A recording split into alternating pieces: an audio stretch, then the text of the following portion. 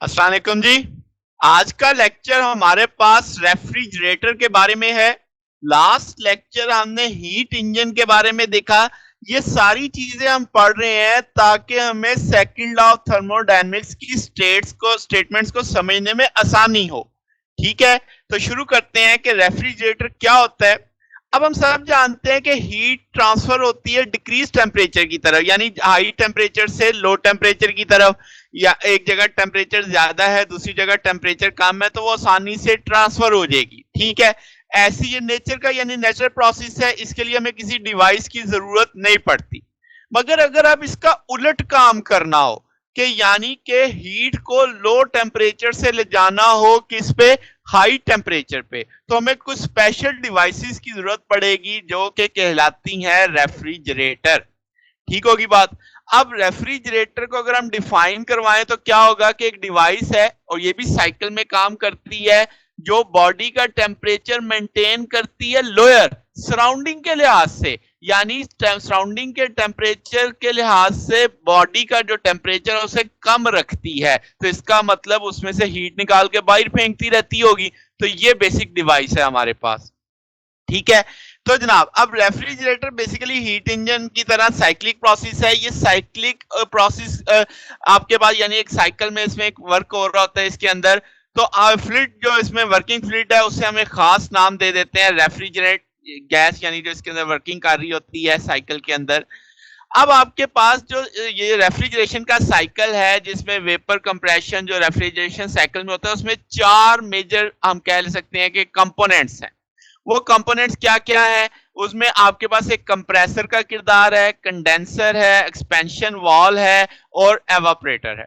अब आप basic fig जो समझते हैं वो तो ये है कि कोल्ड रेजरवायर है, जिसे मैंने कोल्ड रेफ्रिजरेटर स्पेस का है, उसका टेम्परेचर कम है, और एक वार्म एनवायरनमेंट यानी आपकी सराउंडिंग है, इसमें से हीट निकाली है। जाहिर है एक पूरा प्रोसेस होगा उसके लिए, और उसके लिए मुझे वर्क की जरूरत पड़ेगी। वो हीट फिर हमने वार्म एनवायरनमेंट को दे दी है।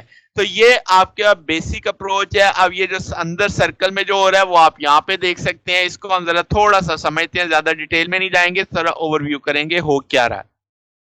तो अगर मैं कहूं कि इसकी वर्किंग को समझा जाए तो हम कहेंगे जो रेफ्रिजरेंट है वो जब कंप्रेसर में जाता है एज अ वेपर और इसे कंप्रेस कर दिया जाता है कंडेंस प्रेशर पे, जैसे आप यहाँ पे देख सकते हैं 800 किलो पास्कल मेंशन किया गया है।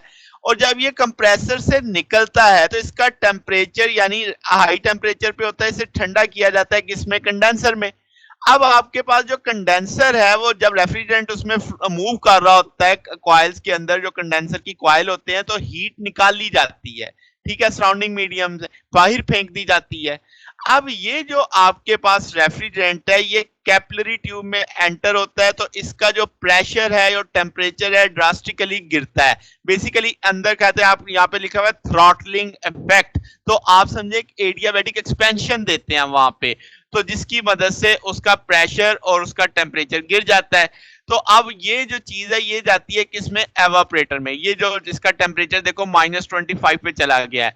अब ये जो लो टेम्परेचर रेफ्रिजरेंट है जब ये एवापरेटर में दाखिल होता है तो ये वहां से हीट को अब्सॉर्ब करता है, एवापरेट करता है, और जो यानी जो हमारा रेफ्रिजरेटर स्पेस है वहां से हीट को अब्सॉर्ब करता है। इस तरीके से ये साइकिल कंप्लीट होता है। रेफ्रिजरेटर जो हमारा रेफ्रिजरेंट है वो दोबारा दाखिल हो जाता है किसके अंदर, कंप्रेसर के अंदर।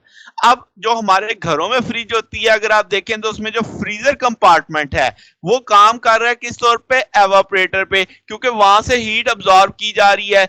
तो रेफ्रिजरेटर के पीछे जो जालियां सी होती हैं वो हमारे पास काम कर रही हैं किस तौर पे, कंडेंसर के तौर पे, क्योंकि हीट वहां से बाहर फेंकी जा रही होती है, डेसिपेट की जा रही होती है। तो ये एक ओवरसाइज स्केच अब आपके जहन में बन गया कि फ्रिज रेफ्रिजरेटर के अंदर क्या हो रहा होता है। अब रेफ्रिजरेटर की जो कारकर्दगी है उसे हम कहते हैं कोफिशिएंट ऑफ परफॉर्मेंस, सीओपी के तौर पे आमतौर पे लिखा जाता है। अब अगर आप देखो तो बेसिक मकसद क्या है कि ये जो रेफ्रिजरेटर स्पेस है इसमें से हीट निकाली जाए। अब इसे हमने QL कहा है। ये जो हीट निकालना है ये मेरी आउटपुट है और ये इसके लिए जो मुझे वर्क करना पड़ेगा वो मेरी इनपुट के तौर पे आ जाएगा। तो अब आप जरा यहाँ पे देखें कि जो रेफ्रिजरेटर से आपने हीट रिमूव की QL, इसके लिए आपको क्या करना पड़ा, वर्क। तो आउटपुट ओवर इनपुट का कंसेप्ट लें तो QL ओवर W नेट आ जाएगा। लास्ट लेक्चर में हमने देखा था कि जो नेट हीट होती है QH माइनस QL होती है, ये वैल्यू प्लेस होगी आपके पास। अब यहाँ पे जो COP यानी जो कोफिशिएंट ऑफ परफॉर्मेंस है वो हमेशा ग्रेटर देन 1 आएगा। क्यों? क्योंकि QH बड़ा है QL से। तो अब आपके पास क्या है जनाब कि अमाउंट ऑफ हीट जो रिक्वायर्ड आप करें यानी जो आपने रिमूव की रेफ्रिजरेटर से वो ग्रेटर होगी किससे, अमाउंट ऑफ वर्क इनपुट से। बात समझ आ गई? तो अब आपके पास, जबकि अगर आपको हीट इंजन में याद हो वहां पे थर्मल एफिशिएंसी हमने डिस्कस की थी, हमने कहा था वो कभी भी 1 से ग्रेटर नहीं हो सकती। तो ये एक बेसिक सा स्केच था हमारे पास। कल हम इसी से मिलती जुलती एक चीज पढ़ेंगे हीट पंप के तौर पे।